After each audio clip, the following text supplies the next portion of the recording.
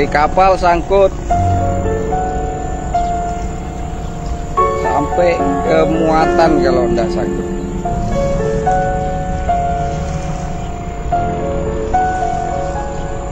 Nah, muatannya sangkut dikit. 2, 3, 4.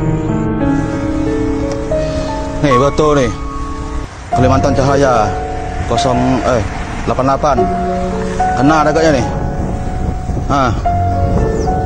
Positif kena. Oke nih. Kan.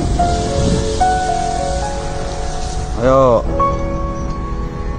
Goyak jembatan di sana nih. Lagi. Delta Ayu.